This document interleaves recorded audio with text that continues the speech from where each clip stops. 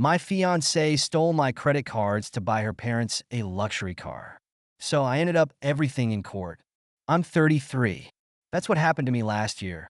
I thought I'd finally found the one. Her name was Anna, and she swept into my life like a breath of fresh air, funny, outgoing, and so affectionate it made my head spin. We clicked instantly, and before I knew it, we were planning our future together. We got engaged after 2 years of dating. But I never imagined how quickly greed could poison even the sweetest romance. The first cracks appeared when Anna mentioned her parents' financial troubles. It seemed innocent enough. They were having car problems, struggling to get around town for basic errands. Being the supportive fiancé, I offered to help them find a reliable used car that wouldn't break the bank. Anna's eyes lit up at first, and I thought I'd scored some serious points with my future in-laws. But then things started to shift. What began as gratitude slowly morphed into something else. Anna would casually drop comments about her parents deserving better and how they needed a car that would maintain their dignity in the community. I didn't think much of it at first. After all, everyone wants the best for their parents, right? Then, exactly 1 month before our wedding, she dropped a bomb that would eventually detonate our entire relationship.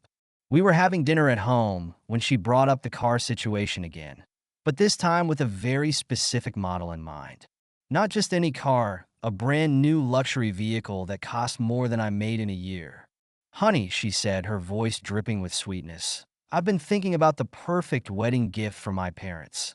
She pulled out her phone and showed me the car she had in mind, complete with all the premium features and upgrades. My fork stopped midway to my mouth as I saw the price tag. I tried to be diplomatic. "Anna, that's more than my annual salary. There's no way we can afford that." She waved her hand dismissively, as if I'd just complained about the cost of a cup of coffee. "But we're getting married. Your money is our money soon, right? And my parents deserve the best. Think of it as an investment in our family's happiness." Looking back, I should have seen the warning signs in how she'd been planning this. She'd been laying the groundwork for weeks, strategically mentioning her parents' struggles, showing me photos of luxury cars just for fun, and constantly emphasizing how important family was to her. She'd even started taking more interest in my finances, casually asking about my savings and credit cards. Our arguments about the car grew more heated as the wedding approached. She became snippier each day, throwing around words like stingy and unromantic. According to her, if I truly loved her and respected her family, I'd make this sacrifice for them. She didn't want to hear about budgets, future plans, or the crushing debt we'd be taking on. In her mind, I should just smile, swipe a card, and hand her parents the keys to their dream car. 2 weeks before the wedding, everything came to a head. We were supposed to be finalizing details for the reception venue, but instead, Anna ambushed me in our living room. She'd prepared a whole presentation, complete with glossy brochures of luxury cars spread across our coffee table. She went through each feature with the enthusiasm of a car salesman, pointing out the leather seats, the premium sound system, the advanced safety features. When I tried to interject with concerns about the cost, she snapped, "Stop whining. You'll figure it out. My parents must have this gift." That's when she delivered her ultimatum. Either I buy the car, or there wouldn't be a wedding. I stood my ground, refusing to cave to what I saw as outrageous demands. She stormed out, slamming the door behind her. I thought she just needed time to cool off, but I had no idea what she was already plotting. What I didn't know then, but learned later through police investigation, was that she'd been meticulously planning her next move. She'd watched me input my PIN at stores, memorize my credit card numbers, and even photograph my important documents when I wasn't looking. She'd researched the car dealership's policies and had already been in touch with a salesperson, spinning a story about her wonderful fiancé's surprise wedding gift to her parents. The next morning, I woke up to an unusually quiet apartment.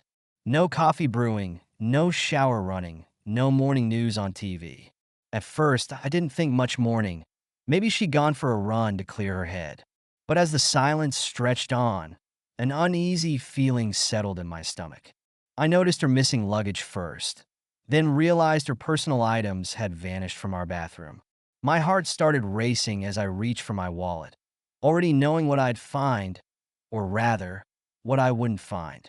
All my credit cards were gone, along with the spare cards and important documents I kept in my desk drawer. The betrayal hit me like a physical blow. While I'd been sleeping, thinking we'd work things out in the morning, she'd been executing her meticulously planned heist. Later, I pieced together her movements from our building's security footage and neighbor accounts. She'd waited until around 3 a.m., when she was sure I was deeply asleep. She'd moved systematically through our apartment, collecting not just my cards, but every piece of financial information she could find. She'd even taken photographs of other documents I might need to cancel the cards, thinking she could slow down my response once I discovered the theft. One of our neighbors saw her making multiple trips to her car in the early hours, loading it with both her belongings and a file box I later realized contained copies of our joint wedding paperwork and financial documents.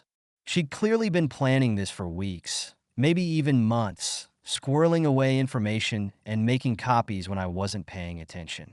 She'd taken everything she needed to try and force my hand, probably thinking I'd have no choice but to agree to the purchase once she'd initiated it. I called my bank immediately, my hands shaking as I reported the cards stolen.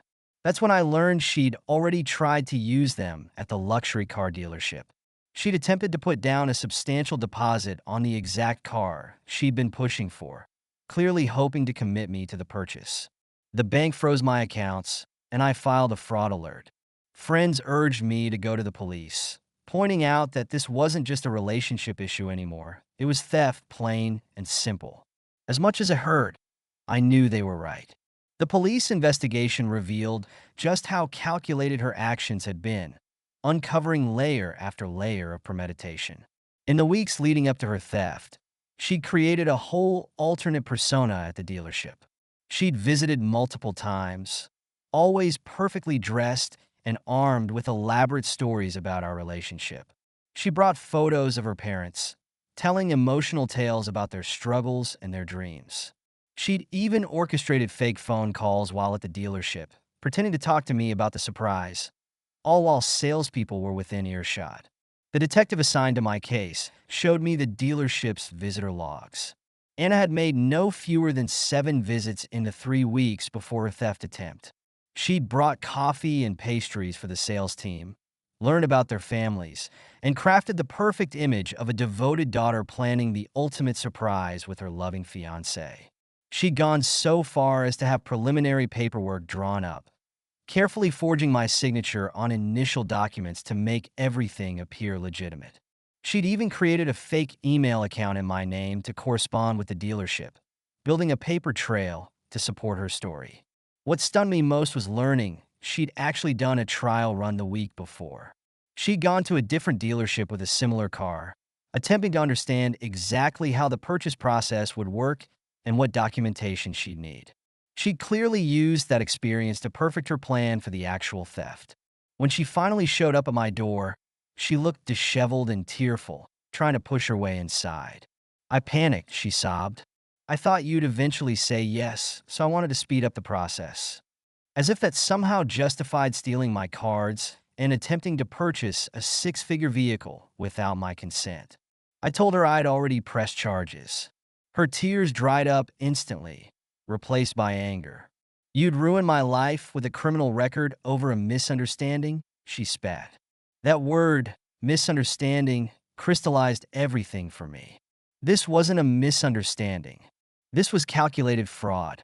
She planned it, executed it, and only showed remorse when she got caught. The woman I thought I knew, the one I'd planned to marry, had tried to sink me into crushing debt for her parents' vanity. She eventually took a plea deal, avoiding jail time, but walking away with a misdemeanor record and orders to pay restitution. Her father called me, furious that I'd overreacted by involving the police. The irony of him being angry about this while being the intended beneficiary of the fraud wasn't lost on me. Looking back now, I can see the red flags I missed. Her casual dismissal of financial concerns, her insistence that real men spoil their partners, her parents' reputation for living beyond their means. But love has a way of blinding us to the obvious. I can't help but feel a strange sense of gratitude that everything imploded before we actually got married. The day after the court hearing, I drove to the wedding venue. The event coordinator's face fell when I walked in. Word had already gotten around, as it tends to do in smaller towns. I told her to keep the deposit. Something about asking for a refund felt too much like admitting I'd been scammed twice. Besides, they'd turned down other couples for our date. The coordinator hugged me, this awkward, unexpected gesture of kindness from a near stranger that nearly broke me. Then came the hardest part, telling everyone. Writing that mass email to our guests felt surreal.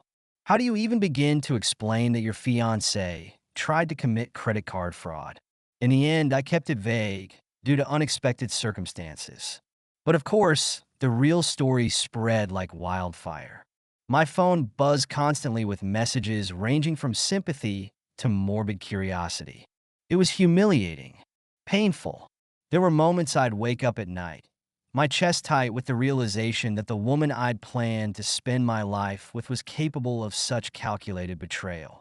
But every time those doubts crept in, I'd remind myself, better to endure this temporary pain than to have discovered her true nature after we'd said our vows, when our lives and finances were legally entangled.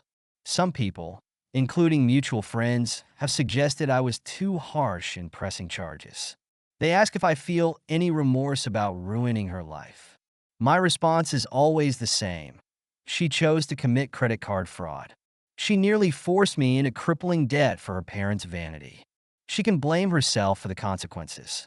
These days, my finances have recovered, and I've moved on with my life.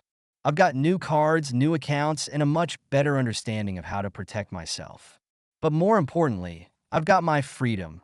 Freedom from the crushing debt she tried to saddle me with, and freedom from a relationship that would have slowly suffocated me with endless demands and financial manipulation. Sometimes the best revenge isn't revenge at all. It's simply letting justice take its course and walking away with your head held high. That's what I did, and I've never regretted it for a moment. Thank you so much for listening to my story. If you have any thoughts, I'd love to hear them, so please leave a comment. Don't forget to like and subscribe if you want more stories like this one.